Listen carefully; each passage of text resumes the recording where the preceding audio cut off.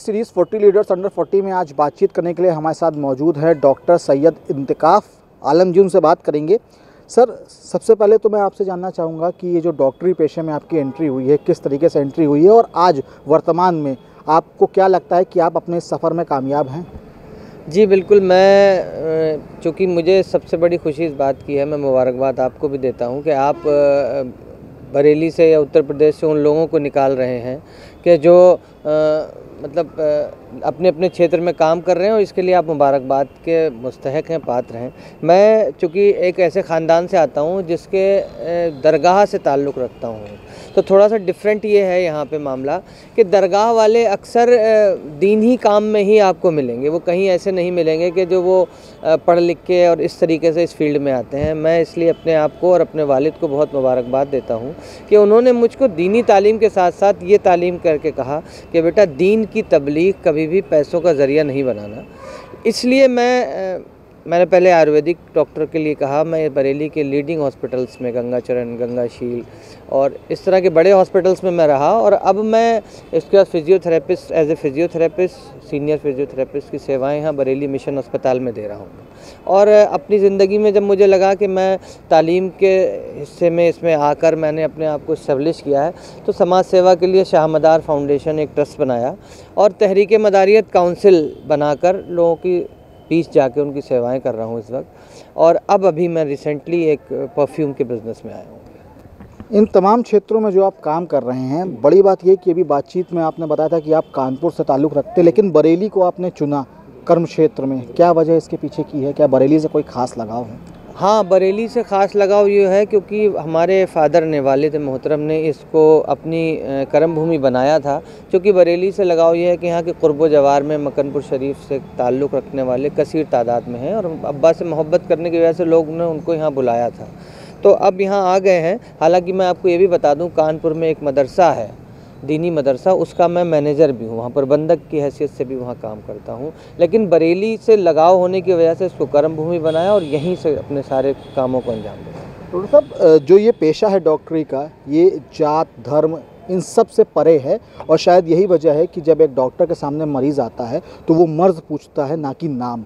क्या लगता है ये जो पेशा है, इस पेशे में जब आपकी एंट्री हुई है और जब से लेके आज तक आप जो काम कर रहे हैं, कितना सुकून मिलता है जब एक मरीज़ जो है वो आपके सामने आपको धन्यवाद देता है, आपका शुक्रिया अदा करता है? बहुत अच्छी बात कही आपने, क्योंकि मुझे लगता है कि आज का जो ये सिनेरियो चल रहा है, इस वक्त जो माहौल है, उस माहौल में मुझे लगता है कि मैं बहुत ऊपर वाले का शुक्रगुजार हूँ कि मैं उस पेशे से ताल्लुक़ रखता हूँ कि जहाँ हम जात धर्म बिना देखे लोगों का खिदमत करने का हमारा काम है।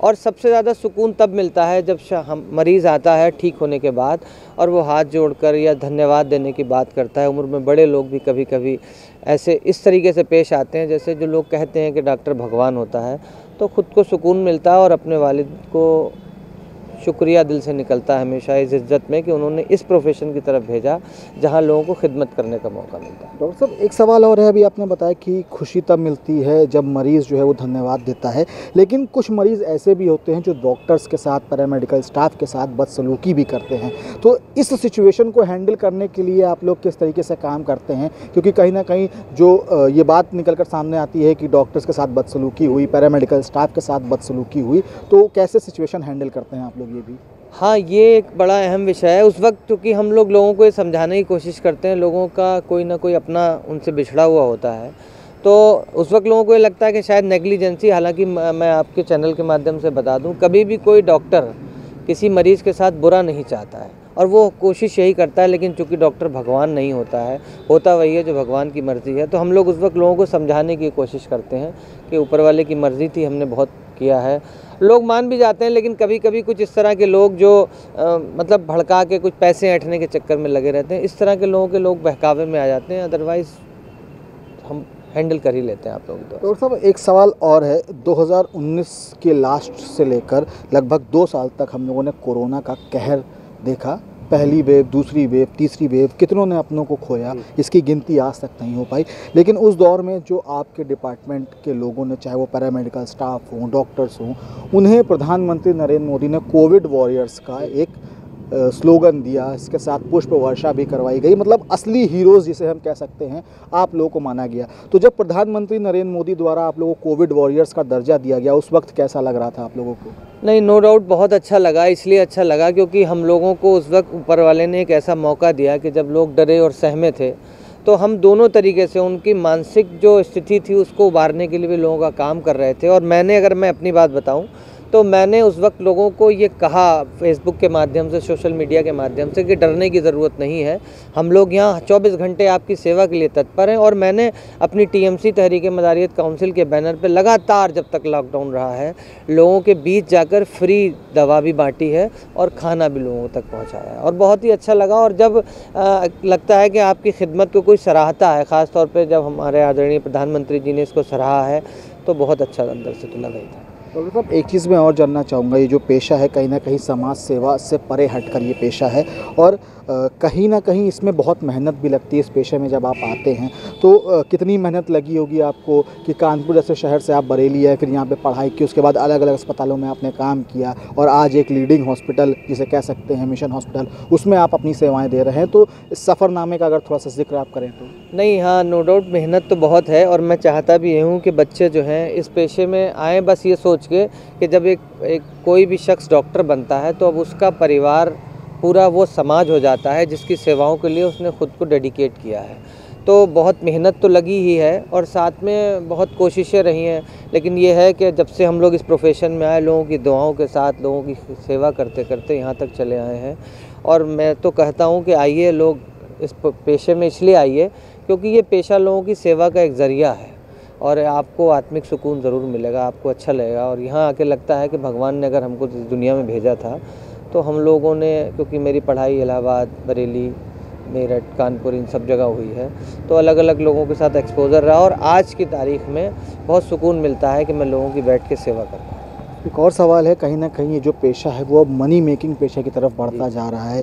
युवाओं को लगता है कि जब इस पेशे में आएंगे तो जितनी हमने फ़ीस दी है उस फ़ीस को निकालने का उनका पहला उद्देश्य रहता है। आपने इन केसेस से आप भी रूबरू हुए होंगे, तो ऐसे युवाओं को कुछ संदेश देना चाहेंगे सर जो इस पेशे में आते हैं और उसके बाद उनका एकमात्र उद्देश्य रहता है कि पैसा कमाना है?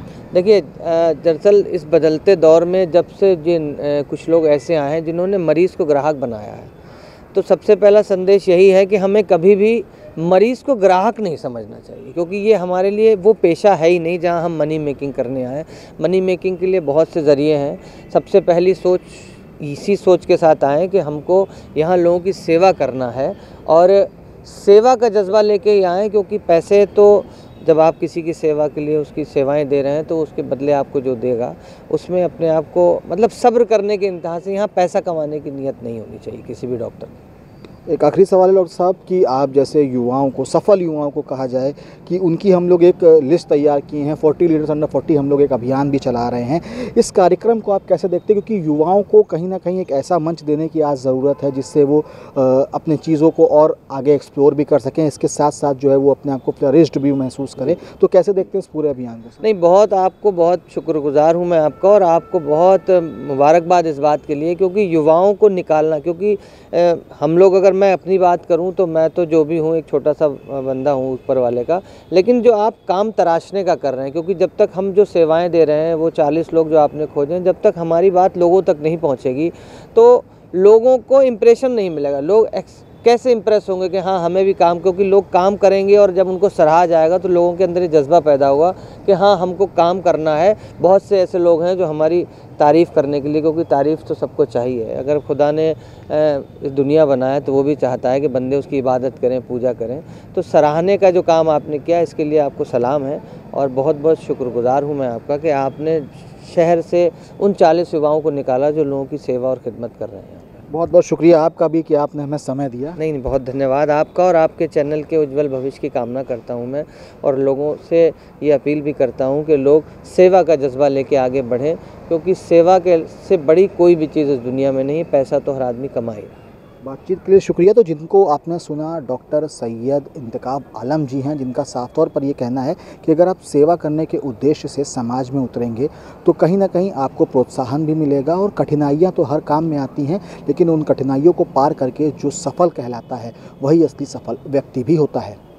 वीडियो जर्नलिस्ट बाबूलाल के साथ Abhishek Pandey, daily insider, Bareilly. UP और देश दुनिया की तमाम ताजा तरीन खबरों के लिए गूगल प्ले स्टोर से आज ही डाउनलोड करें हमारा तेजी से उभरता न्यूज ऐप डेली इंसाइडर।